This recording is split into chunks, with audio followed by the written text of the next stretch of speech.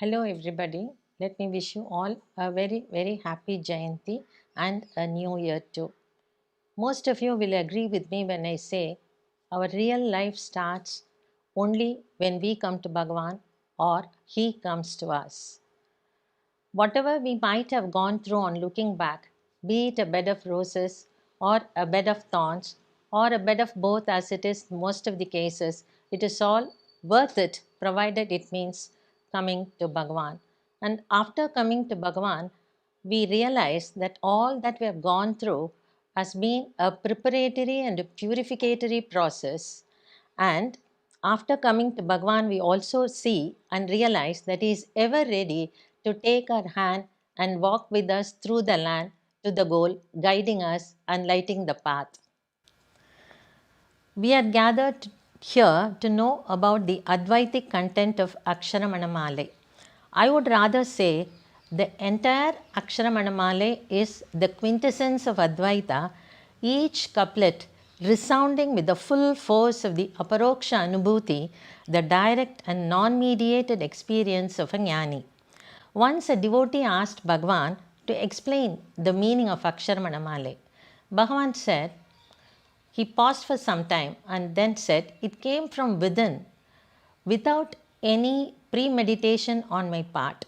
This shows that the source of this Aksharamanamale or Aksharamanamale is the fruit of the ceaseless abidance as the self and the soundless source of all sounds. The source of Vedas is Brahman and the content of Vedas is also Brahman. Similarly, the source of Aksharamanamale is the Advaitic truth and the content of the hymn is also the Advaitic truth. Bhagavan is but Arunachala incognito. We all know that his signature tune is Arunachala Ramana. Once he was looking at the hill through the binoculars and a devotee wanted to know what he was looking at. Bhagavan said, I am looking at my own self. And Dr. Said once wanted to know why Bhagavan and Advaitin was considering Arunachala as a separate being and hailing him in hymns. Bhagavan said, the Lord who is hailed and the devotee who hails and the litany are all but the self. This is a proof that the whole litany is but the Advaitic truth. Jnana or perfect knowledge culminates in supreme bhakti or para bhakti or supreme devotion, and supreme devotion ends in jnana. There cannot be a greater devotee than a jnani, and the supreme lover of God has to be a jnani. A supreme devotee perceives everything as the Lord and dissolves himself as love in the Lord, the very form of love. He becomes love looking at itself. The couplet Ambuvil Alipol Anburu Unnil Ennai Anbai Karaitharul Arunachala exactly means this. As hailstone in water, let me dissolve as love in thee, the very form of love. Depicts this. A jnani subsides everything in the self in his eye and becomes the transcendent subject eye facing itself. The couplet Ni na arapuli nidam kali nayama nindridum nilai arul arunachala couplet explains this. Without the distinction of you and I, let us revel in bliss eternal. This couplet perfectly explains the Advaitic stand, the content of many couplets in this hymn. The entire rhapsody, couched in the imagery of bridal mysticism, enhances the effect and inspires the devotee with a longing for the highest in life. Thus, Advaita is truth and love is oneness. The description of Svarupa Lakshana or the nature of Atman or self springing from the highest authority of experience makes the verses Upanishadic. Oruvanam Unnai, this verse, one soul, one truth, represents the omnipresence of the Lord, the one truth which is the essence of all religions. And later Bhagavan says in another hymn that this is the wonderful thread over which all the religions are strung like gems. And this is also what remains in every being as I, the effulgence of the self. And then there is Omkara Purul, The self is supposed to be the content of Omkara. There is an Upanishad called Mandukya Upanishad, which in its entirety dwells on this subject. And I think in Bible also there is a sentence which says, the beginning was the Word was with God, and the Word was God. Then there is Kannukku Kannai, that is the Atman or Brahman or the Self is the eye that remains as the eye of the perceiving eye, but it perceives everything without an eye. It means the nature of uninvolved witness of the Atman and remaining as the infinite eye, which Bhagavan refers to in Ulladu Narpadu in a full sloka. Guru Uru, the self or Brahman is the Guru, and Todamil, without immaculately pure. Vedanta Purul, it is the content of Veda too. And then he says Nunnuru, the subtler than the subtlest. Vinnuru, the space of entire void. Rapagalilla very very weed, the home, the vast space of space transcending time. Poku varavil podu veli, in the vast expanse of pure being from where there is no coming and going. Sthanu, still and motionless. Jyoti Vuru, the form of effulgence. There is yet another dimension that enhances the force of this truth. The word that is used maximum number of times only next to Arunachala is grace or Arul. Bhagavan has been recorded saying that grace is but another name for the self, and what is grace alone. As Manikavachakar says, it is grace that gives prayer to him who prays, and devotee prays for more grace. Once a devotee questioned Bhagavan how to get realization. Bhagavan said, through grace. Quick came the next question, how to get grace? Through grace. This may look paradoxical. In fact, all sadhana is for gaining grace, and in its wake comes jnana. In fact, the only dharma of self is grace. Bhagavan uses various epithets and analogies to explain the power of grace. Thedadutra nal thiruvarul nidhi. Grace, he says, holy grace, is the treasure that is not sought. Why? Because it is already attained. And other epithets that he uses are Arul Sheath, the raiment of grace, Arul Nahai, the jewel of grace, magic unguent of grace, and then Arul Astiram, the weapon of grace, the spider's web of grace, and the net of grace. Most of the verses are a poignant and plaintive cry for grace to reveal the infinitude. That this grace appropriated Bhagavan when he was mere lad of 16 to itself and transmuted him into its own mold is evident from many verses that are autobiographical in nature.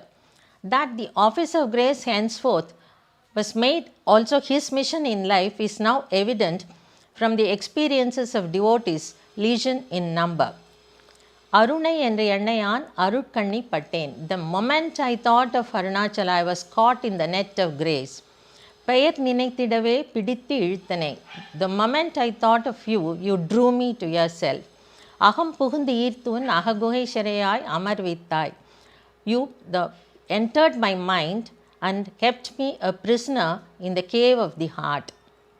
Chapadu unnai, that he says, I came to taste you, but you consumed me whole. Similarly, there are other verses also, any number of verses that explain this thing.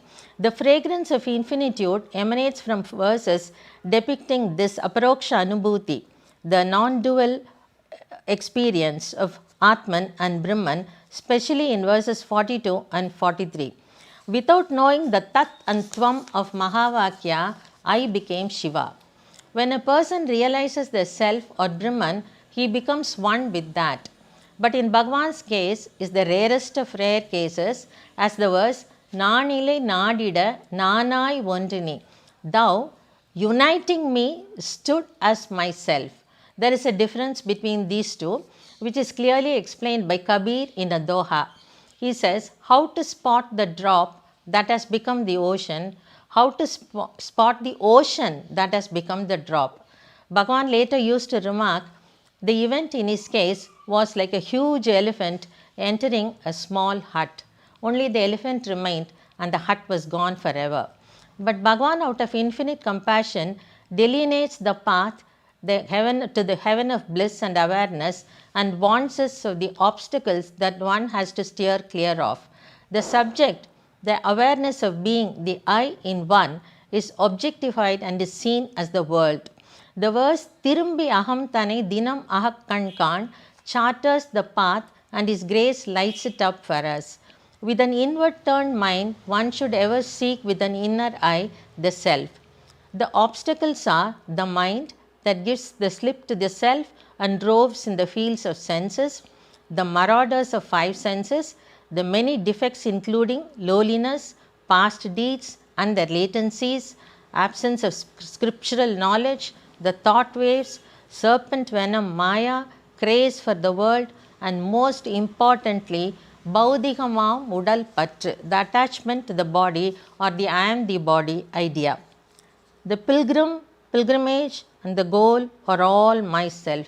When we reach the goal, we may realize that our Sadguru, the invisible guide who leads us on, lighting up the path, is also myself. But this we will realize only when we reach the goal. We know the path is not dark because he lights it up and deep, but deep. We have miles to go before we wake up, but someday for sure, His grace will make us see the truth. Let us conclude with Shankara from Brahma Jnanavali. अंतर्ज्योतिर बहिर्ज्योतिर प्रत्यक ज्योतिर परात् परः आत्म ज्योतिर स्वयं ज्योतिर ज्योतिर ज्योतिर शिवोस्मि अहम. The light within, the light without, the individual light, the light transcendent, the light of the self effulgent, the light I am that auspicious Siva. Thank you.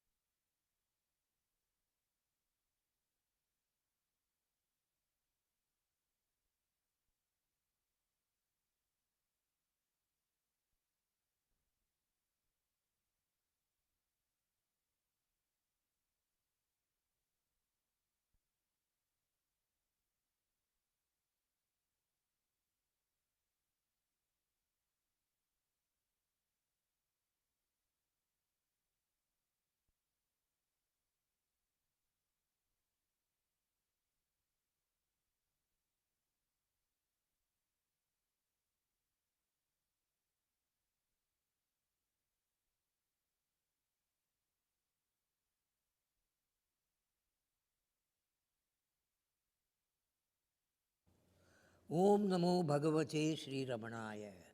Today, Bhagavan's devotees all over the world celebrate his 141st Jayanthi, that is, his birthday. Who is Bhagavan? Can we know him? Did anyone know him at all? Let us see what his British devotee, Major Alan Chadwick, said. The human intellect can never understand Bhagavan. It is sure to fail. Always. Satyamangalam Venkata Ramana Iyer, who came for 4 days for Bhagavan's darshan at Virupaksha cave, wrote, Savadum Pirappumilla Tattva Mudivai Nindroi. That is, you are the ultimate reality beyond birth and death. That is all we can say of Bhagavan. We celebrate his birth because, having forms ourselves, we give him a form. Having been born, we attribute birth and death to him. Nothing doing. As we cannot stand the infinite voltage of Bhagavan, we step it down in our mind's transformers to a bearable voltage. Bhagavan once said in the old hall of ashram, if you think I am this body, you will be deceived. It will go one day. Old ashramate Kanakammal, one day, when I said that she should live many, many more years for our sake, told me, we all come and go, Bhagavan is always there. One evening in 1949, before the Tamil Parayanam began at the ashram, A woman devotee told Kunja Swamiji, how lucky you are. You have seen Bhagavan and spent many years with him. Kunja Swamiji said, we did not also see him because Bhagavan had no body. He had no body then and has no body now. He is always there. Bhagavan's devotees were all like that, from the most learned to those who could not even sign their names, from the most affluent to the penniless, from those who were with him right from Virupaksha days or even earlier to those who came a few days earlier. They were all equally graced by Bhagavan with peace, joy, love and knowledge. They all knew that Bhagavan had neither birth nor departure in the real sense, for he pervaded their entire being. I could sense it when I interacted with them. Bhagavad Gita says of the Atman, the Self, that it is Ajo Nitya Shashvataha. That is, it is unborn, eternal, abiding. And it is Nityaha, Sarvagataha, Sthanuhu, Achalaha. That is, it is eternal, all-pervading, changeless, and motionless. What a perfect description of Bhagavan. The Guru is Atman, God, beyond birth and death, formless and yet present in all forms. Yet there is an advent, a descent, avatar, an incarnation, which means manifestation in flesh and blood. Lord Krishna says in Bhagavad Gita, when there is a decline in dharma or righteousness, an ascendancy of adharma or unrighteousness, tadatmanam srijamyaham, then I manifest myself, take form.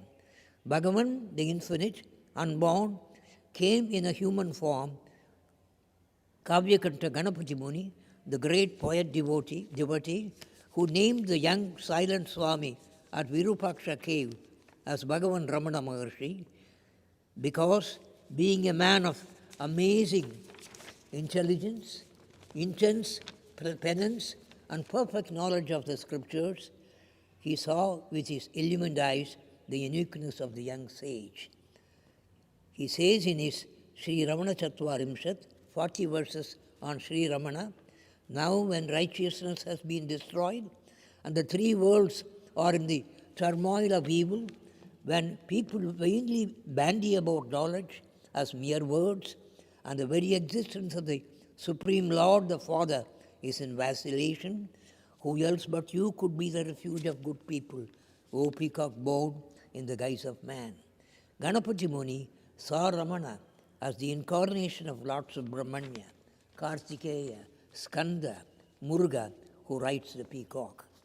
Bhagavan, the formless one, came in human form. He is in all forms. He is the very nature, the very heart of all beings. He is not apart from us. He is our own self.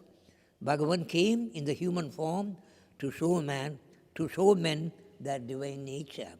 He taught this more in silence, more by his very life than by verbal expositions. Ganapati Muni ends his most admirable 40 verses on Sri Ramana with the words, Drinam Nidarsanamayam Ramano Maharshihi. That is, Ramana Maharshi is the supreme exemplar for human beings. Ramana appeared and lived among us to show what true living is, what our true nature is. He gave us the wonder key to it in Who Am I? When he told questioners to find out who they were, he asked them to realize their limitless, non-dual, blissful nature. When one wakes up thus, all doubts vanish. Bhagavan said, don't be this or that. Just be yourself. Just be. He told Thinnai Swami, Iru, be, done. He came to show us how to be ourselves, or rather ourselves. When you are yourself, then there are no others. The other is the phantom creation of the spooky ego. There is only one consciousness. We are the ocean of non-dual consciousness. But by the power of Maya, the grand illusion, we become many, and there is conflict, suffering, attachment, sorrow. Bhagavan says in his Ulladu 40 verses on reality, Udalulle Yellayara Tanolirum Nanaduve. That is, to those who, though within the body, know the self, the eye shines boundless. Bhagavan came to show us our true nature, that is Jayanti, when the infinite, the divine, came in human form, which is only in our human perception. In reality, there is no form. There is neither poku nor varavu, neither coming nor going. Bhagavan is ever the Chidakasha, the limitless consciousness space. In its boundless compassion, the infinite came as Ramana. Bhagavan scholar devotee Vishwanatha Swamiji puts it beautifully thus, Yasyormi matram bhuvanam samastam. That is Ramana, to whom the whole universe is but a wave over him, the ocean. Om Tat Sat.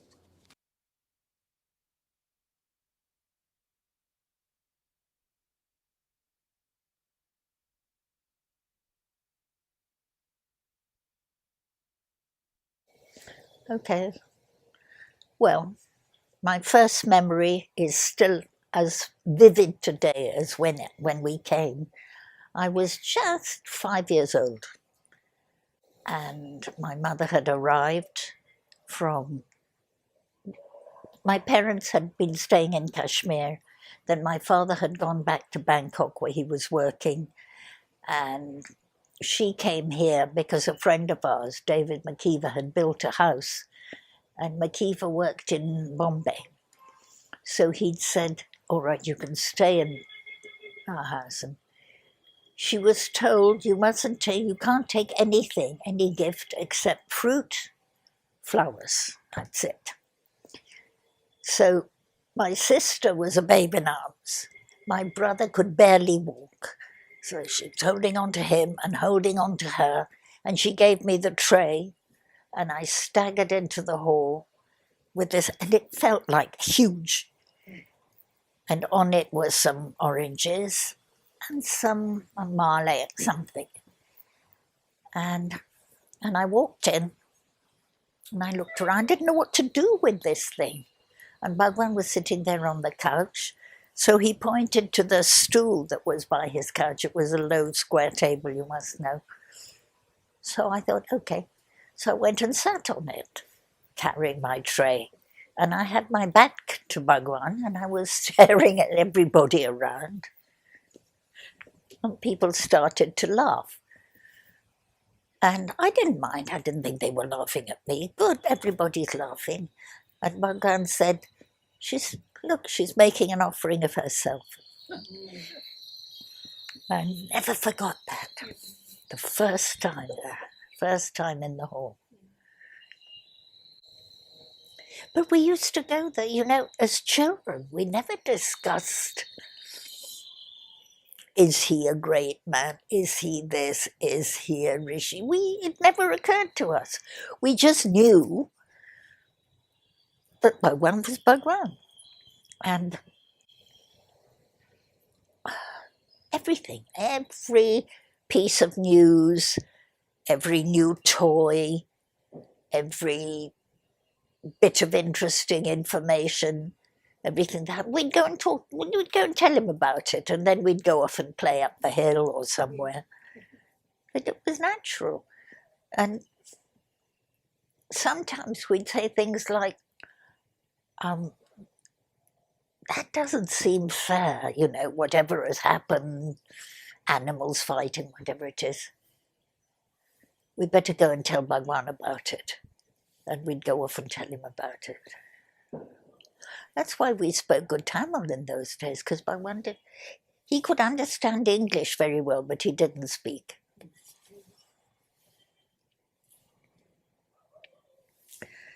My sister took her doll, or was it mine? I don't remember now.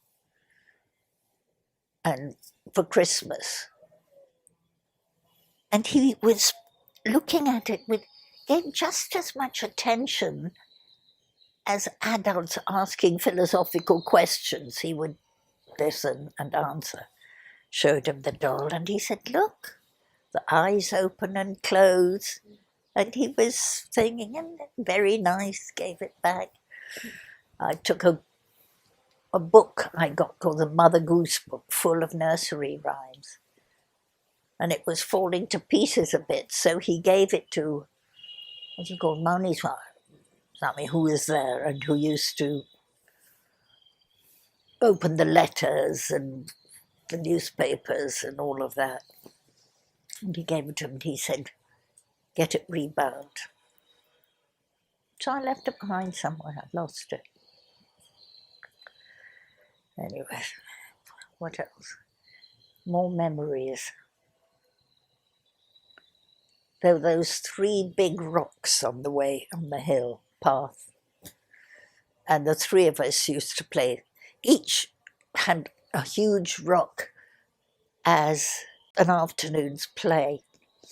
And Bhagavan came by, and I was walking in between. And this I remember.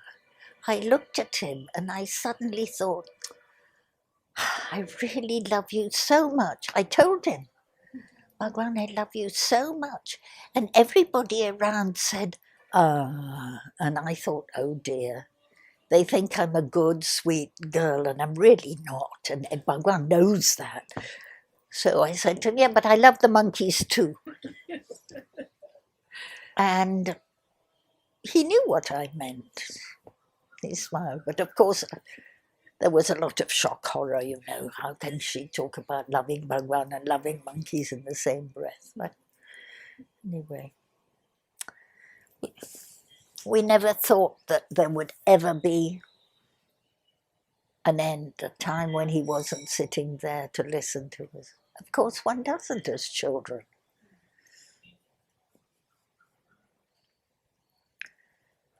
Well, I get what? Oh yeah. At 8, when I was 8, I got origami paper folding book as my birthday present. And I sat there at the dining room table making one thing after another, and there was one would not come, would not come, would not come. All the pieces of paper got spoiled. And I thought, gosh, I'll have to go to the hall. I took the book, I took my bit of paper, I went there, walked in, sat down, opened the book, got the piece of paper, made it, it worked. Nobody said anything, you know, this is... Then I looked, "Thank you, Bhagavan," and walked out with my book and my piece of paper.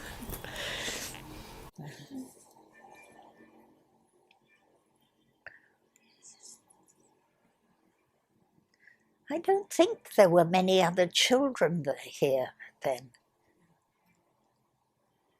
There must have been some. I mean, there were your father, your family was here. But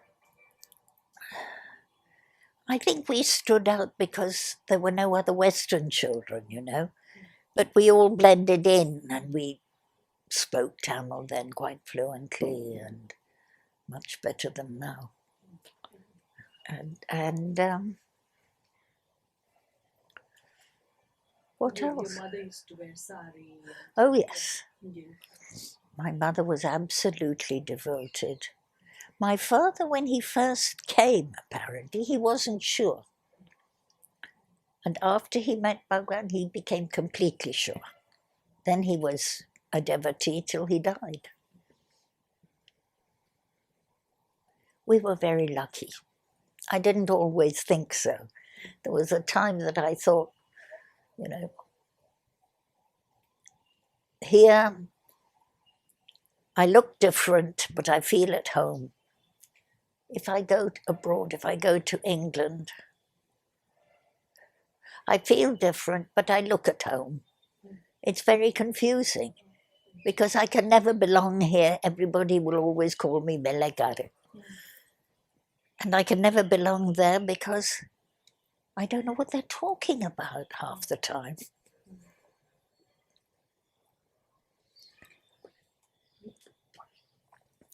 What else can I remember?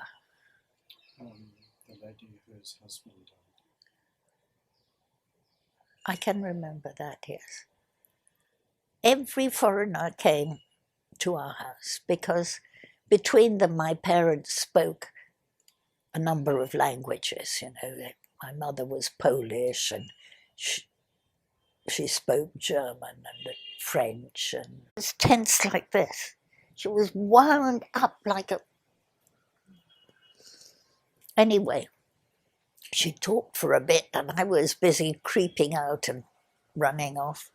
And my mother said, take her to the ashram. And I said, and me? Go on, take her. And when my mother said, go, you went, nobody argued. So I went with her.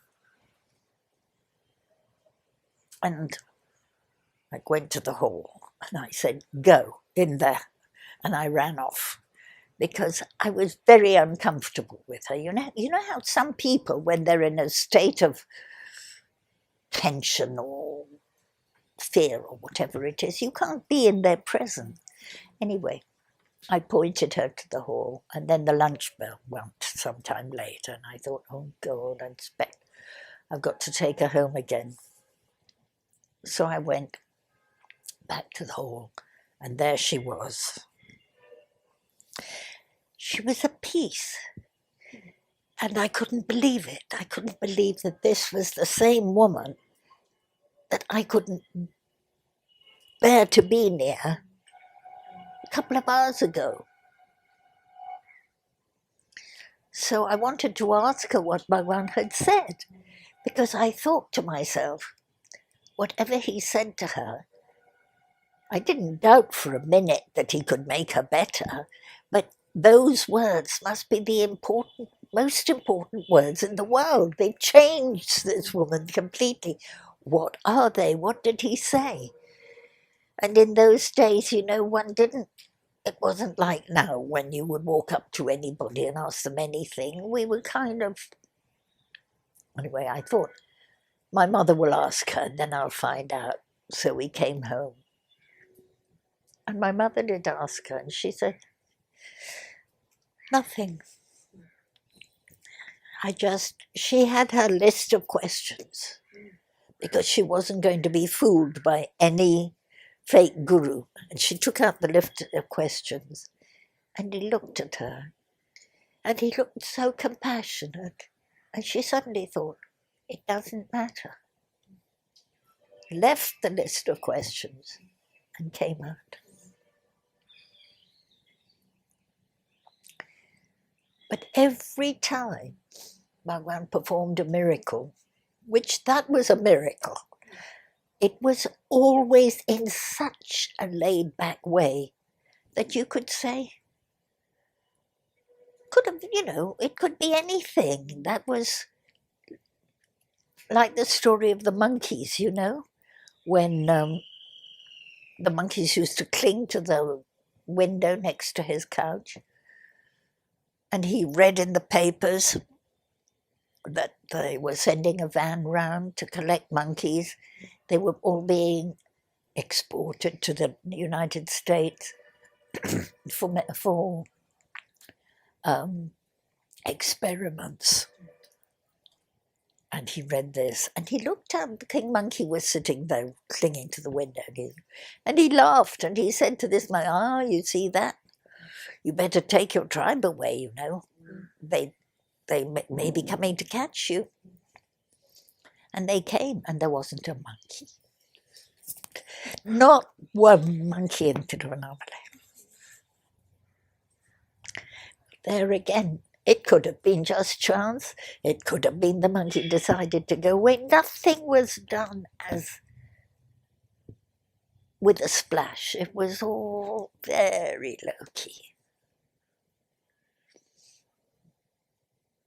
That was like the Jedka driver. His wife died, and it was monsoon time, and he couldn't afford to. I believe there's somewhere you can go which is protected, but it costs more if you're going to do a cremation. and he couldn't afford anything, so he went to tell Bhagavan his problem. And Bhagavan just looked out of the window and said, it might clear up. And he completely trustingly, he made all the arrangements, he went, he cremated his wife, and then the rain came down again. So there's a, what else can I tell you that, is there anything else I ought to remember and I can't? I can't think of anything else. The letter you wrote to Bhagavan Which one? as he was during Oh, his yes, labor yes, yes. days. My mother wrote that he was very, very, in a very serious condition. I don't know what made me write that. I said, don't worry, Bhagavan knows what is best for us. And I really, you think I would have said best for himself, but I said best for us. And we showed him all our letters then. Everybody, people would come in. Anyway, when Bhagavan read that and he said, there, you see, best for us. He approved of that. I miss those times in the hall, which was so warm then, because people would chat.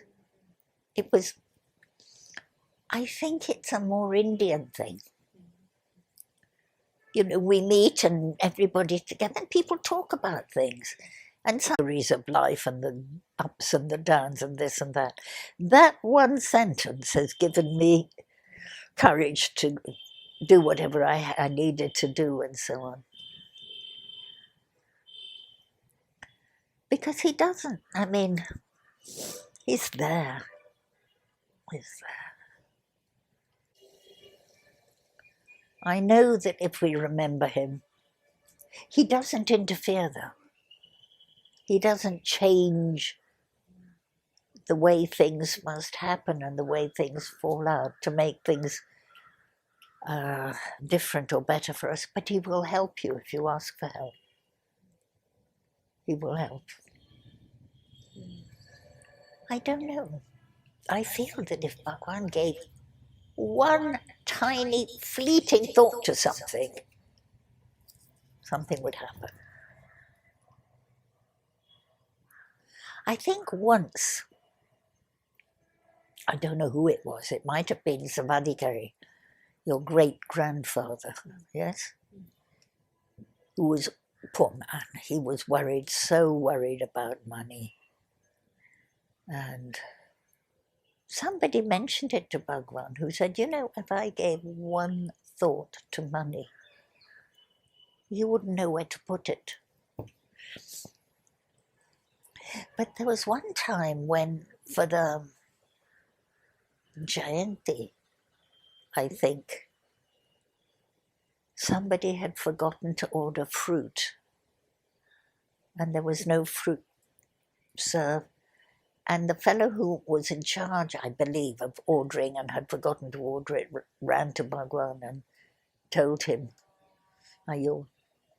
somebody, he wouldn't go, he was scared of him. And he would always send somebody else, He was actually nervous of him.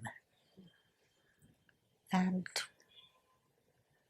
this guy went and told Bhagavan that there were no fruit. And Bhagavan said, He didn't answer, didn't say anything. Then there was a phone call in the office from the station. All these boxes of fruit have come. There's no label on it. We feel they must be for you. Will you send somebody to collect them?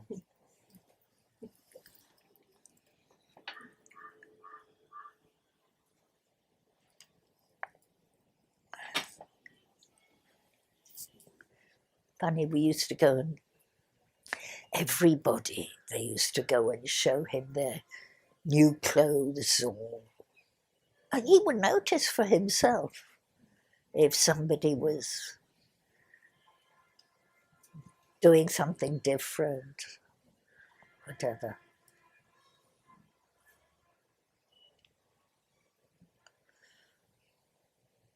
Which one? One of the regular devotees of those days. It might have been, no, couldn't have been Devraj Mudaliar. No. One was distantly related to Bhagavan. Wouldn't have been Mudaliar. Somebody there.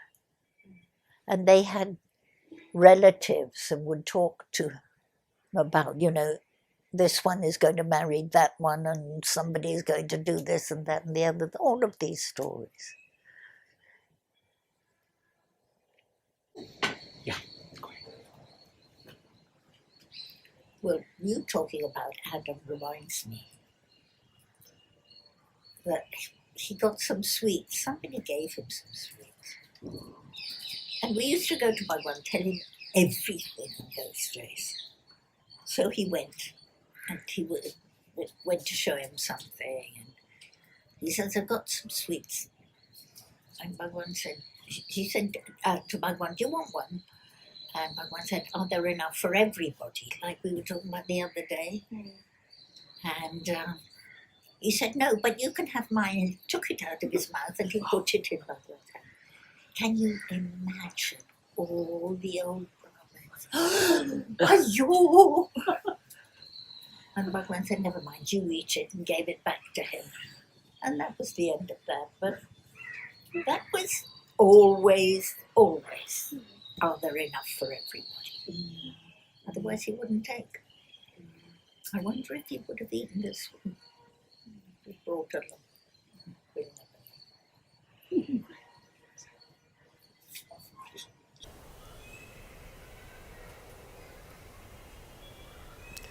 I have more memories, but I can't remember them. I'm sorry.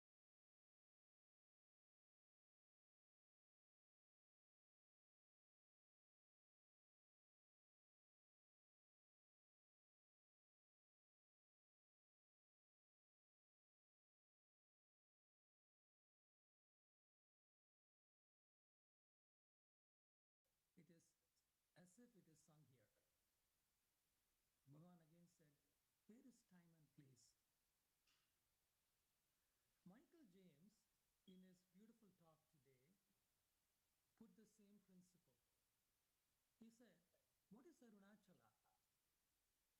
Is it a physical mountain of rocks? He said, no. It is a supreme space of pure awareness wherein everything happens. All forms appear in it, are sustained by it, and are destroyed by the space. All God's jivas are contained within Arunachala.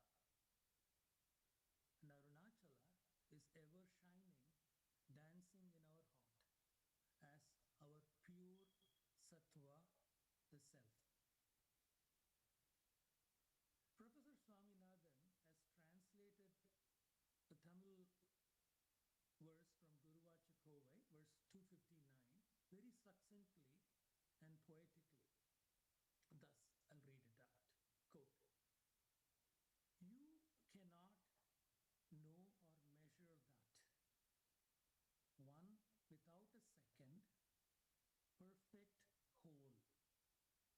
This heart, thought-free and bright with bliss, is Annamalai myself." End of quote. Lest we all think that it was the experience only from the golden days when Bhagavan was in his physical form, I have more evidence of it even in our times. Our own musical genius, Ilayaraja Anna, has composed and sung a moving song. In Tamil, he says, "Enge sendralum ennodu varum nilave." Translates, "Wherever I go, you, Bhagavan, come with me, gently as moonlight, constantly showing me light of guidance to live my life." Today, by this satsang, with representation from every continent of this earth, we are convinced that Arunachala and Bhagavan are everywhere. For where the devotees are, Arunachala is dancing in their hearts, and Bhagavan's grace a certainty in their lives. Today, I'll also take this opportunity to pay tribute to the three preceding leaders of Sri Ramanasramam, the presidents. Each one is unique in fashioning the destiny of our institution, the heaven on earth, home away from home, each leaving the ashram stronger at the end of their lives. The legacy of Chinnaswamigal was brought out by the excellent speech of Srimati Mangalam. Chinnaswamigal was a model of strict integrity. For him, Bhagavan was God incarnate, and even for a second, he did not take liberties with him as a brother would with his sibling. His penchant for quality and excellent eyes for detail can be seen in the quality of the construction of Matru Putreshwara temple and the new hall. The use of Burma teak when ashram had empty coffers meant that the woodwork to this day is in perfect condition.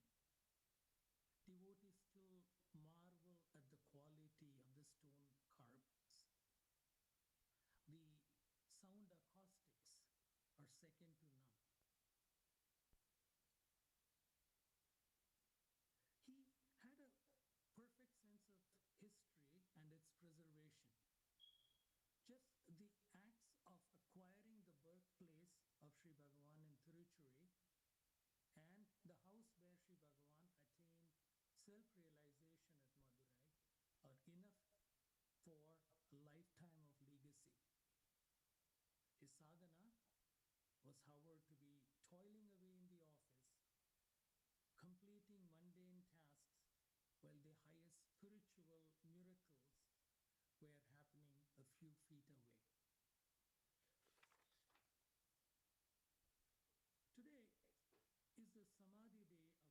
second president of Sri Ramanasramam, Swami Ramanananda, formerly known in this Purvashram ashram, which were faced by him nonchalantly due to his complete faith in Sri Bhagavan. Under his stewardship, there was organic growth of the ashram. His smiling countenance and his booming laughter is still remembered by many. He was the extrovert of the three presidents to this day. He was a loving, aspirational father to his 7 children and especially to his 15 grandchildren. We are all in gratitude for this. This June, last year's June, it's 2021 today, the third president of Sri Ramanasramam, Sri V.S. Ramanan or Sundaram, merged in Sri Bhagavan. He embodied the highest form of servant leadership. He was determined not to come between the devotees and Sri Bhagavan. He was fond of saying this statement all the time, is to say, our job is only to clean the shoes of the devotees. The ashram had the maximum growth in every term under his gentle leadership, and he never took any credit, as he knew rightly it's all Bhagavan's act. Many of us feel his presence in the ashram even today. I also want to thank my uncles, Sri V. Ganeshan and Sri V. S. Mani, for their years of service and continued guidance to the institution. Sri V. Ganeshan made us all shed many a tear today by his moving speech on Bhagavan. His physical service to the older devotees in their last days is exemplary. My mother and sister Aruna continue to be the representation of the Shakti element in the ashram by their quiet service and refined taste, which are missing in men. Thank you so much for that.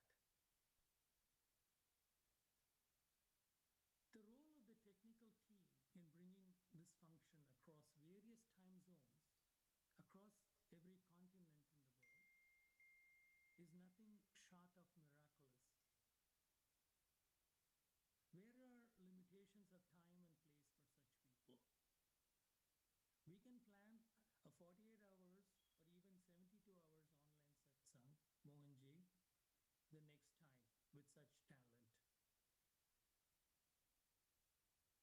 My Shashtang Namakadams to all the devotees who performed, who contributed to the success of this function. I think the youngest one would have been 3 to 4 years old. The oldest would be around 90.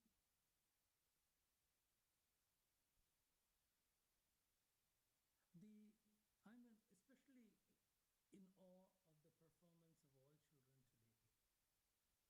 Sri Ram Mohan wrote to us and he said this: the children have given confidence that Kali Yuga is coming to an end and Satya Yuga, presided by Bhagavan, has dawned, just by the performance of these children. I will conclude by answering the genuine concerns of many devotees about the financial health of the ashram. I am personally touched and am in deep gratitude of all the devotees. However, I'd like to assure you the following. Your ashram, our ashram, has never been stronger than today. And it will only continue to grow in strength, for when we have the best devotees devotees in the world, chosen by Bhagavan himself, what can go wrong? An institution is only as strong as the sum of its parts, and you fellow devotees are amazing. I also want to make a request to people watching the function who don't have a satsang group in the place where they live. Let us go and establish a satsang center at your place.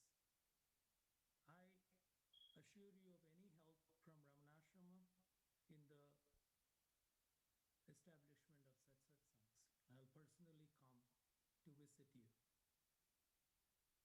Finally, I'd like to conclude by saying what an honor of my lifetime it is to serve you all, and through all of you, my master Sri Bhagavan.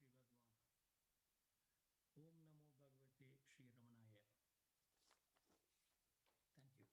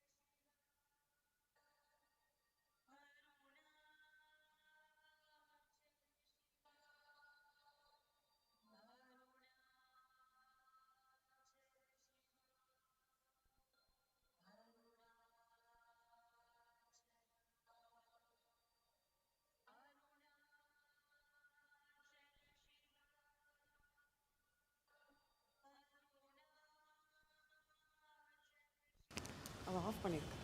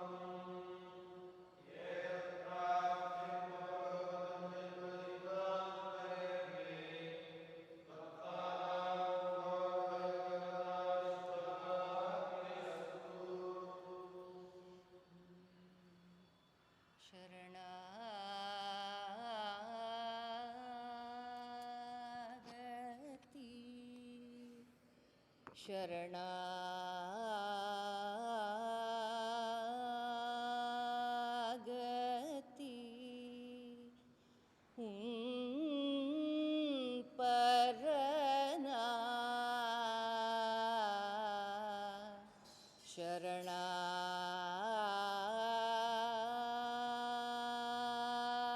शरणागति परना इनी पुग துணைதான்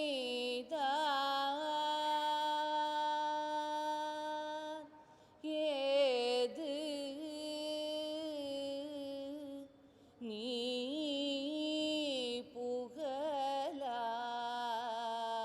புகழாய்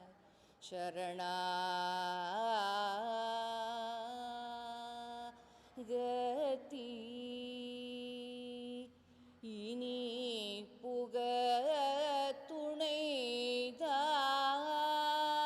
துணைதான் ஏது நீ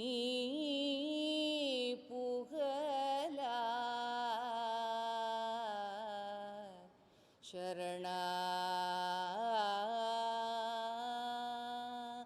शरणागति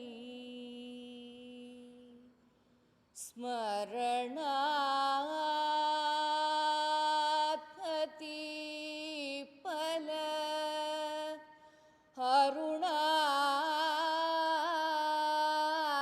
अरुणाचल नीरै रमणा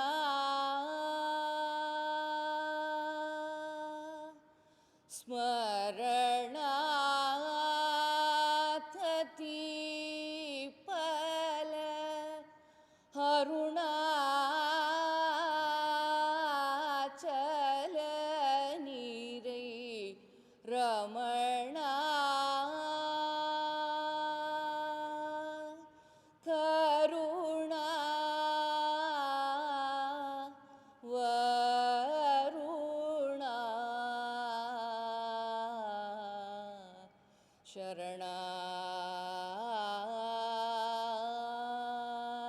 शरणागति तरुणम् இது வன்றோ தருணம் இது வன்றோ உன் கருணை நோக்கவே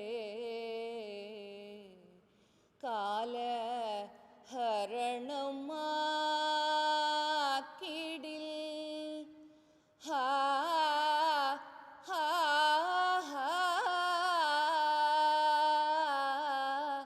இல் செய்வே என் துன்பை நீக்கி இன்பை அளிக்க என் அன்பா உலகின் துன்பை நீக்கி இன்பை அளிக்க என் அன்பா இன்னம்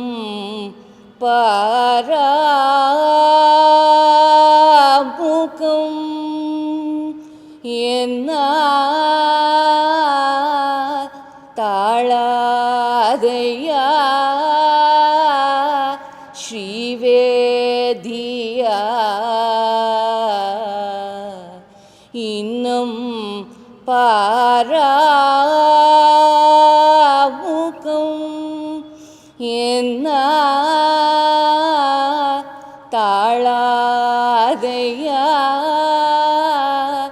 ஸ்ரீரமணா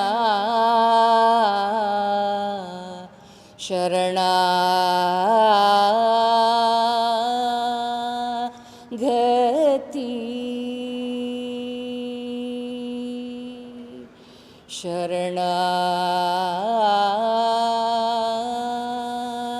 गति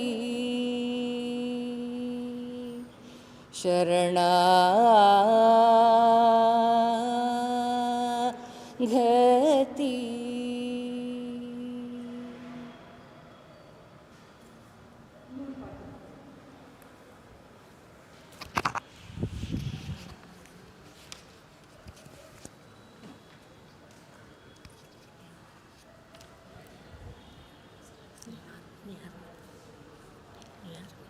உனக்கே நமஸ்காரம் உனக்கே நமஸ்காரம் உண்மை பரம் பொருளே ரமணா உனக்கே நமஸ்காரம் உனக்கே நமஸ்காரம் உண்மை பரம் பொருளே ரமணா மனக்கண் விளக்கிடும் மகக்கண்மணியே உனக்கே உனக்கே நமஸ்காரம் பார்க்கும் பொழுதெல்லாம் என்னுள் இருந்தவை பார்ப்பதோடென்னையும் பார்ப்பவனே ஊக்கம் என களி துய்க்கும் ரமணா உனக்கே உனக்கே நமஸ்காரம் மாயுமுடலக மாயை மழித்தென்னை வாழ்வித்து நான் என்ன வாழ்பவனே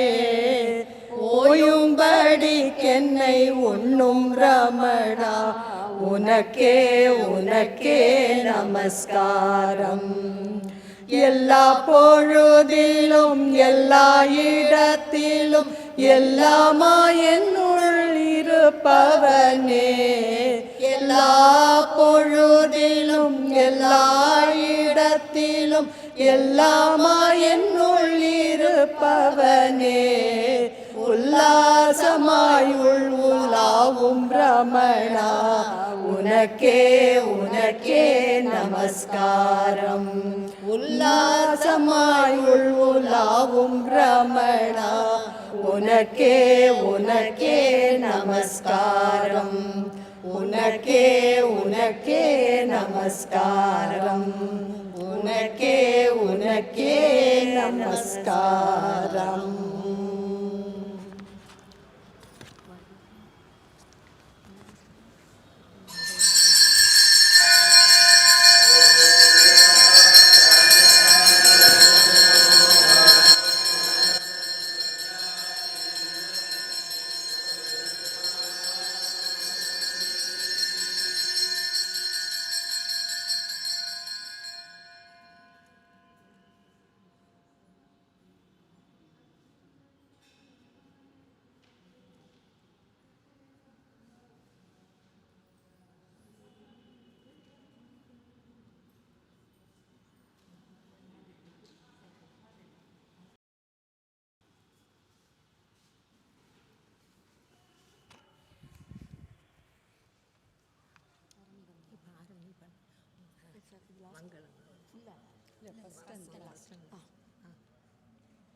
मङ्गलं मावर्तपुरवास दम्पते सुन्दरी सुन्दरेशात्मजाय मङ्गलं वरपराशर गोत्र जायते प्रमादिसुधनुषि पुनर्वसुभवाय जय मङ्गलं नित्यशुभमङ्गलम् सर्वशक्तियुताय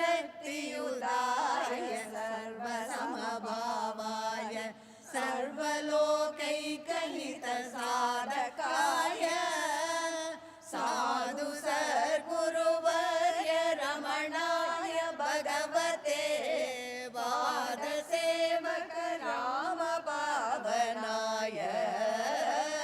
जय मङ्गलं नित्यशुभमङ्गलम् जय मङ्गलं नित्यशुभमङ्गलं जय मङ्गलं नित्यशुभमङ्गलम्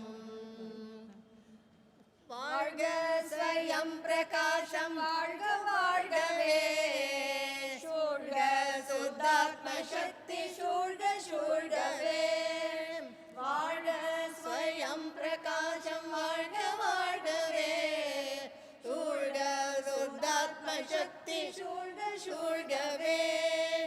ஏழுலகம் ஜீவன் முக்தி இன்பம் பொங்கவே.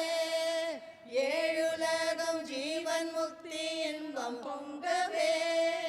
இதயமாகும் இறைவனாகி எல்லாம் ஓங்கவே.